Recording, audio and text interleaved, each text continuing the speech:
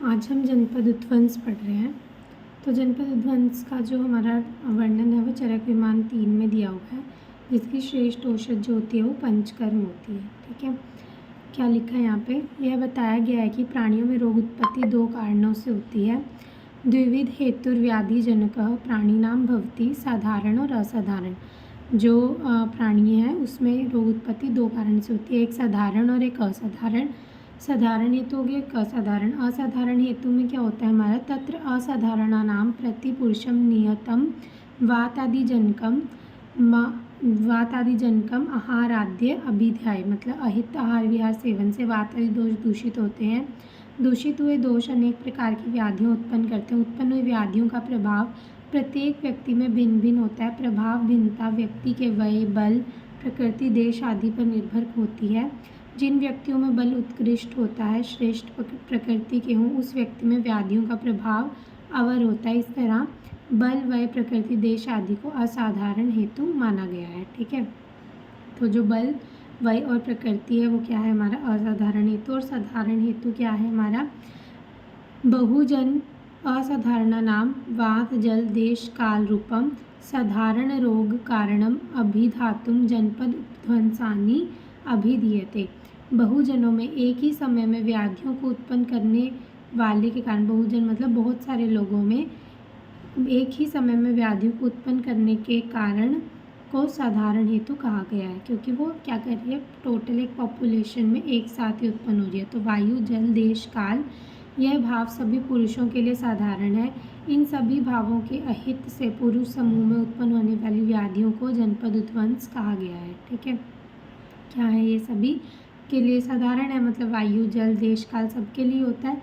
इन भावों के अहित से पुरुष समूह में जो उत्पन्न होती है व्याधियाँ, उसको क्या बोलते हैं? हम जनपद उद्वंस कहते हैं। ठीक है, असाधारण हेतु क्या था हमारा? अहितकर आहार विहार खाया।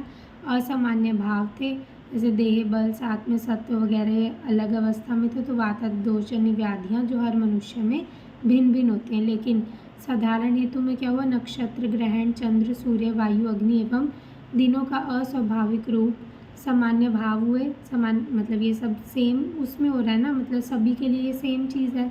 सामान्य भाव ही हमारे वायु, भूमि, देश, काल हो गया। जन समूह में होने वाली व्याधियाँ जो सभी मनुष्य में सामान्य है। ठीक है, उसके बाद आता है हमारा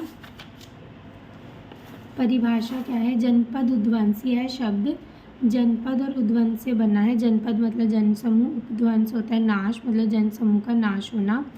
जनपद उद्वंसनम मकरेण तत्र अन्यानाम बहुनानाम मानवानां मरणेन अत्यर्थम। मकर मतलब संक्रामक व्याधियों द्वारा पूरे जनपद का विनाश होना जनपद उद्वंस कहलाता है। ठीक है, मकर या फिर मरक भी बोलते हैं।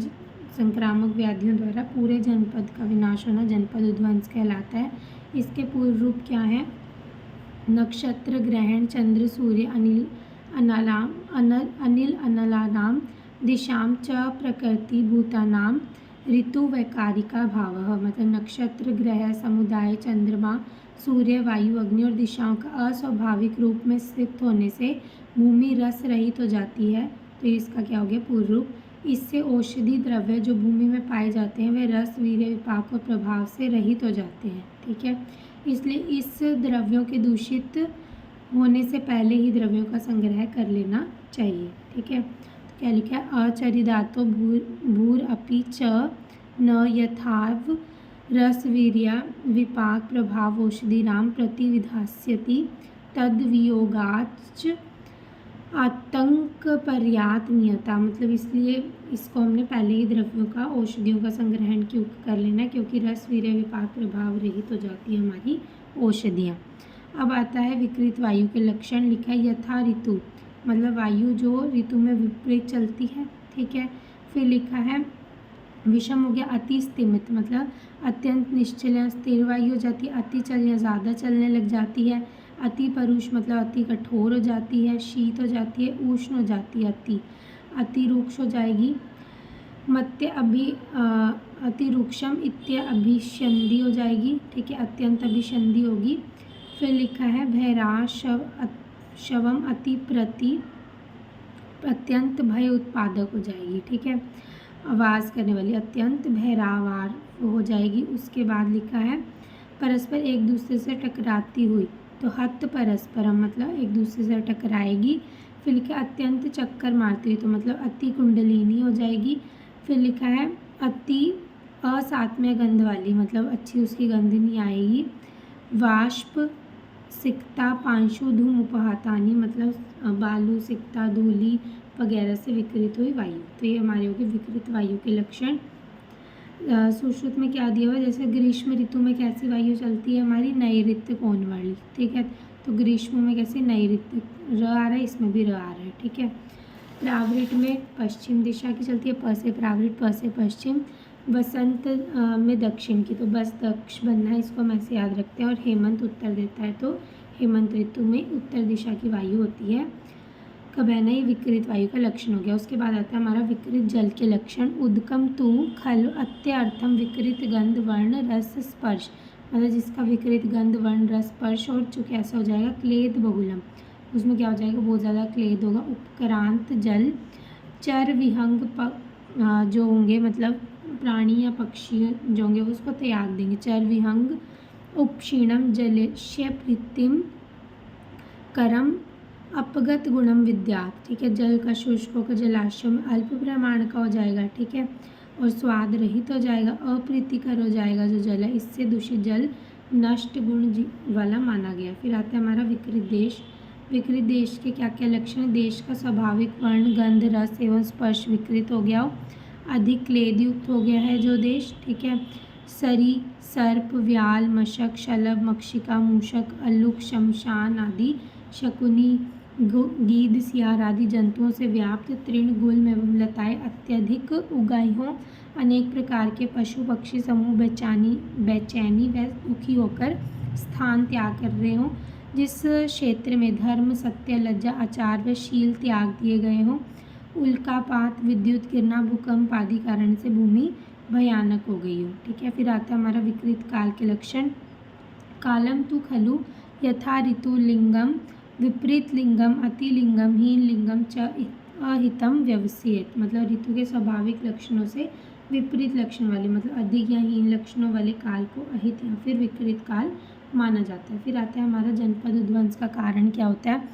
वायु जल देश काल आदि भावों का दोषयुक्त होना ही जनपद उद्वंस का कारण है। वायु जल देश और काल का क्या है, दोषयुक्त होना जनपद उद्वंस का कारण। इन सभी भावों के दोषयुक्त होने का कारण क्या होता है, अधर्मी, याद रखना है कि क्या है, अधर्म होता है।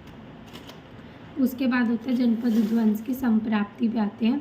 मूल कारण क्या था, अधर्म। फिर हमने प्रज्ञापराध किया, धीधृति स्मृति का विवरण, जिससे वायु जल देश काल इन सब ये सब विकृत हो गए।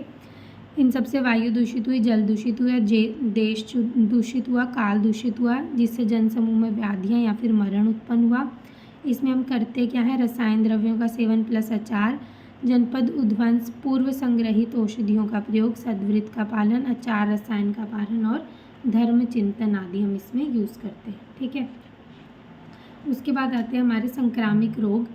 आचार्य सुश्रुत ने व्याधि समुपदेशीय अध्याय के वर्णन में व्याधियों के विभिन्न प्रकार बताए हैं। व्याधियाँ 7 प्रकार की होती हैं, आदि बल प्रवृत्त, जन बल प्रवृत्त, दोष बल प्रवृत्त, संघात बल प्रवृत्त, काल बल प्रवृत्त, देव बल प्रवृत्त और स्वभाव बल प्रवृत्त, ठीक है। आदि जन्म दोष, ठीक है, आदि को जन्म से ही दोष था, ठीक है।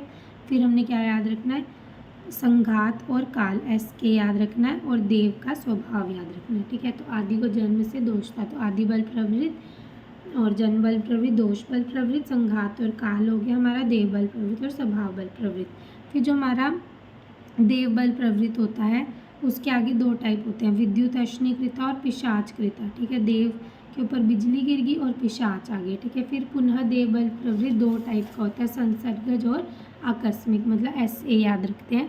आचार्य सुश्रुत ने देव बल प्रवृत्त व्याधियों के संदर्भ में कहा है कि वो किस कारण होती है, देवद्रोहाद अभिषक्ता अथर्वणकृता और उपसर्गजा, ठीक है।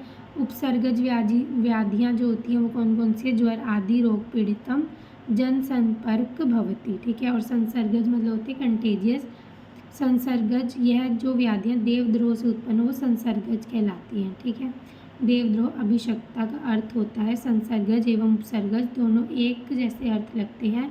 यहाँ उपसर्गज के वर्णों में आचार्य ने ज्वर आदि रोगों का उल्लेख किया और संसर्गज के वर्णन में संक्रामक रोगों के मूल कारणों का वर्णन किया है। अब इसके फैलने का कारण क्या होता है? प्रसंगात, मतलब रोगग्रस्त स्त्री का स्वस्थ पुरुष के साथ या रोगग्रस्त पुरुष का स्वस्थ स्त्री के साथ मैथुन करने से, जैसे कुष्ठ, उपदंश, पूयमेह, गात्र संस्पर्श से, शरीर के संस्पर्श से कुष्ठ या शीतला रोग हो गया। निश्वास, मतलब श्वास में श्वास मिलाने से राज्यक्षमा, निमोनिया, रोहिणी और कुक्कुरकास। सह भोजन से अतिसार या कोलेरा हो जाएगा। सहशय्या से कुष्ठ और शीतला। वस्त्रमालान्य लेपनात्, मतलब रोगी के वस्त्र माला लगाया हुआ चंदन आदि लेप लगाने से। ठीक है, इसमें हम अनुलेपन क्या करते हैं? उपनाहो च वासश्च घृत निर्धारियेत उपवीतम अलंकरा, मतलब ये इसका बताया हुआ है कि इस वजह से हो जाता है। उपसर्गज व्याधियाँ कौन कौन सी बताई हैं? चरक निदान 5 में 4 उपसर्गज रोग बताए हैं और यहाँ पे उपसर्गज व्याधियाँ क्या? मसूरिका, रोमांतिका, ग्रंथि, विसर्प, उपदंश, कंडू, ये उपसर्गज व्याधियाँ होगी। ठीक है, मसूरिका, ग्रंथि, उपदंश, रोमांतिका, विसर्प और कंडू कुष्ठ, उपदंश, भूतोन्माद और व्रण। ठीक है, तो K2 से हो गया हमारा कंडू कुष्ठ, U से हो गया हमारा उपदंश, भूतोन्माद हो गया और व्रण हो गया। ठीक है, फिर आता है हमारा त्वक एवं अक्षी रोग हो गया, अपस्मार हो गया, राज्यक्षमा और मसूरिका हो गया। दर्शन से, स्पर्श एवं ध्यान से प्रसारण होता है। नासारंध्र की वायु से उत्पन्न रोग कौन से होते हैं? श्वास, कास, प्रतिशय। त्वक इंद्रिय से ज्वर, मसूरिका एवं आदि व्याधियाँ जो होती हैं वो संक्रामक होती हैं। ठीक है, तो हो गया हमारा जनपद उपध्वंस वाला चैप्टर।